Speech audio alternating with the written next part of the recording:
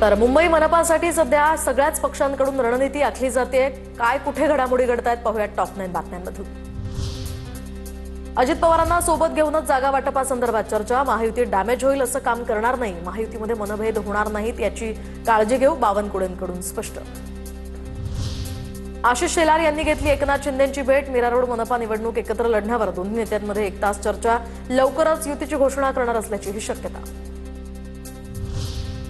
मुंबईत ठाकरेंच्या बालेकिल्ल्यात भाजपची रणनीती, भाजपचं नो रिस्क धोरण। तर लालबाग परळ, दादर यासह शिंदे सेना इतर भागामध्ये भाजप शिंदेंची सेना ही समसमान जागा लढणार। माहीम, भायखळा, वरळीत सुद्धा शिंदे सेना आणि भाजप समसमान जागा लढणार असल्याची माहिती। मराठी आणि मुस्लिम मतदारांच्या ध्रुवीकरणासाठी ठाकरे बंधूंची रणनीती। ठाकरे बंधू जागा वाटपाचं सूत्र ठरवताना मराठी आणि मुस्लिम फॅक्टरला प्राधान्य देत असल्याची सूत्रांची माहिती। संजय राऊतांकडून राज ठाकरेंची दुसऱ्यांदा भेट। शिवतीर्थ या निवासस्थानी जाऊन राज ठाकरेंनी भेट घेतली। मनसे ठाकरेंच्या सेनेसंदर्भातील जागा वाटपाबाबत ही भेट झाल्याची माहिती। ठाकरेंच्या शिवसेनेचा उद्या कांजूरमार्ग या ठिकाणी मेळावा। मुंबई महापालिका निवडणुकीच्या पार्श्वभूमीवर आदित्य ठाकरे आणि संजय राऊत यांच्या उपस्थितीत हा मेळावा होणार।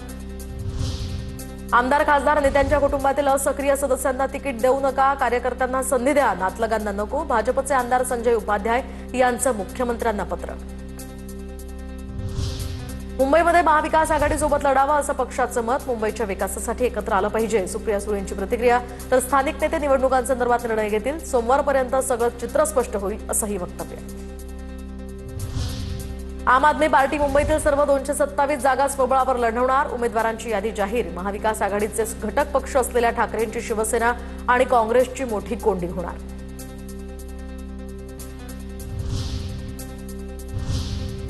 एकूणच निवडणुकांच्या पार्श्वभूमीवर सध्या घडामोडींना वेग आलेला आहे। अनेक ठिकाणी वेगवेगळ्या हालचाली पाहायला मिळतात। कुठे काय घडतंय पाहूयात टॉप 9 घडामोडींमधून। अजितदादा तटकरेंची फडणवीसांसोबत काल रात्री तासभर बैठक। तर अनेक ठिकाणी अजित पवारांची राष्ट्रवादी स्वतंत्र लढण्याच्या भूमिकेत, युती नाही तिथे स्थानिक पातळीवर पवारांसोबत युतीचे संकेत, सूत्रांची माहिती। तर दोन्ही राष्ट्रवादी एकत्र येणार या फक्त चर्चा, युगेंद्र पवारांची प्रतिक्रिया। बारामती नगर परिषदेमध्ये आमचा विजय नक्की, युगेंद्र पवारांचा विश्वास।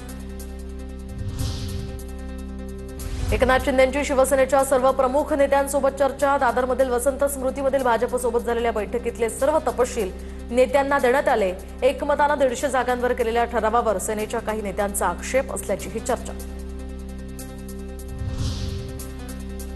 ठाणे पालिकेमध्ये भाजपकडून शिवसेनेकडे 131 पैकी 48 जागांची मागणी। भाजपनं मागितलेल्या जागांपैकी अनेक जागा सेनेच्या उमेदवारांच्या। ठाणे महापालिकेतील भाजपचा प्रस्ताव शिवसेनेला अमान्य। नागपूर महापालिका निवडणुकीसाठी आम आदमी पक्षाच्या 10 उमेदवारांची पहिली यादी जाहीर। लोकांच्या मूलभूत मुद्द्यांवर निवडणूक लढवत असल्याचं आम आदमी पक्षाकडून सांगण्यात आलं। पुणे महापालिका निवडणुकांच्या प्रचारासाठी सभा, तर मैदानांचे दरही जाहीर, पुणे पालिकेचा निर्णय। अंजनगाव सुरजीमध्ये आमदार गजानन लवटे यांची प्रतिष्ठापनाला। गजानन लवटे यांचे पुत्र यश लवटे हे देखील निवडणुकीच्या रिंगणात। गजानन लवटे हे ठाकरेंच्या शिवसेनेचे आमदार। नाशिकच्या इगतपुरी नगर परिषद मतमोजणीच्या पार्श्वभूमीवर शासकीय अधिकाऱ्यांची बैठक संपन्न। कायदा आणि सुव्यवस्था राखण्यासाठी अधिकाऱ्यांना 168 अन्वये नोटीस बजावल्या। पिंपरी चिंचवड महापालिका निवडणुकीच्या पार्श्वभूमीवर 35 गुन्हेगार तडीपार, सर्वांवर गंभीर स्वरूपाचे गुन्हे दाखल। निवडणुकीत अनुचित प्रकार टाळण्यासाठी पोलिसांची कारवाई। सध्या निवडणुकीच्या पार्श्वभूमीवर अनेकांकडून दावे प्रतिदावे केले जात आहेत। पाहूयात कुणी काय म्हटलंय। अकोल्यात भाजपात फूट पडणार नाही, बंडखोरांशी चर्चा करणार, पक्षात दरी पडणार नाही याची काळजी घेऊ, चंद्रशेखर बावनकुळेंचं वक्तव्य। आगामी महापालिका निवडणुकीमध्ये महायुती जिंकेल, पालिकेवर हिंदुत्वाचा विचाराचा महापौर बसेल, नितेश राणेंकडून विश्वास व्यक्त। तर 21 तारखेला आम्ही विजयाचा गुलाल उधळणारच, नितेश राणेंची प्रतिक्रिया। जालन्यामध्ये भाजपचा महापौर होईल यात काही शंका नाही, भाजप जिल्हाध्यक्ष नारायण कुचे यांच्याकडून विश्वास व्यक्त। जालना शहराचा कायापालट भाजप करू शकते, कुचेंचं आश्वासन। आचारसंहितेच्या काळात सुद्धा अंबरनाथ शहरात राजकीय पक्षांचे बॅनर्स, पालिकेची बॅनरवर कारवाई नाही। शहरात शिंदेंची शिवसेना आणि भाजपचे बॅनर्स। मुंबईला जागतिक दर्जाचं पर्यटन केंद्र उभारण्यासाठी केंद्र सरकारकडून मरीना प्रकल्पासाठी 887 कोटींच्या निधीला मंजुरी। मुंबई पोर्ट ट्रस्ट हा प्रकल्प उभारणार। बीएमसी निवडणुकीची रणधुमाळी सुरू असताना आचारसंहितेमध्ये केंद्राकडून प्रकल्पाला मंजुरी.